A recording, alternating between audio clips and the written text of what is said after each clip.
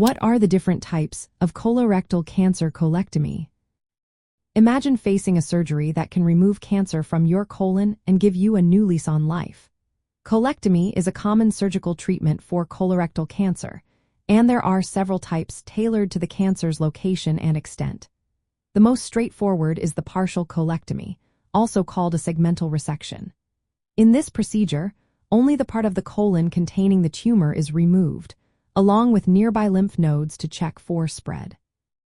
The healthy ends of the colon are then stitched back together, which often allows for normal bowel function afterward. This approach is typically used when the tumor is confined to a small area. If the cancer is on the right side of the colon, a right hemicolectomy might be performed. This involves removing the entire right side of the colon, known as the ascending colon, and connecting the small intestine directly to the remaining colon. Conversely, if the tumor is on the left side, a left hemicolectomy is done to remove the descending colon, with the remaining colon attached to the sigmoid colon. These surgeries are chosen based on the tumor's specific location.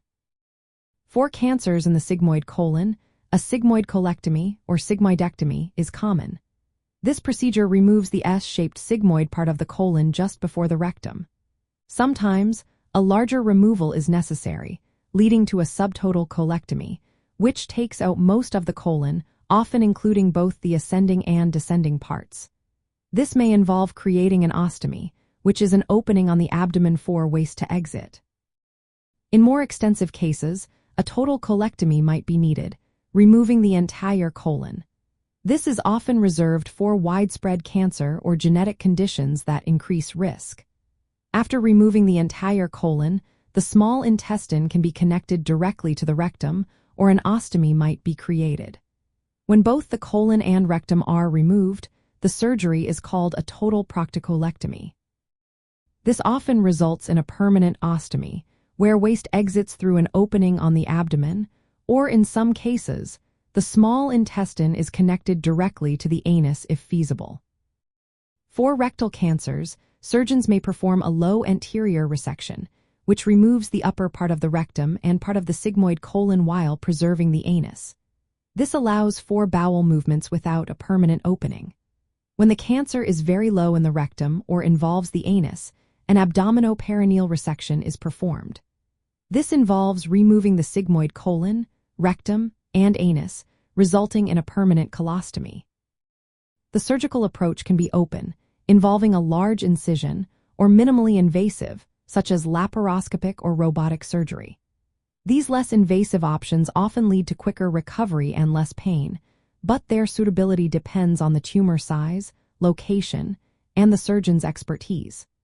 During these surgeries, nearby lymph nodes are also removed to determine if the cancer has spread, guiding further treatment decisions. Sometimes, the surgeon cannot reconnect the bowel immediately, and an ostomy is necessary. This might be temporary or permanent, depending on the situation. The choice of which colectomy to perform is personalized, taking into account the tumor's size, location, stage, and the patient's overall health. Consulting with a colorectal surgeon or oncologist helps determine the best approach. Understanding these options helps patients grasp how surgery can effectively remove cancer and support their journey toward better colon health. Always seek medical advice for individual treatment plans and questions.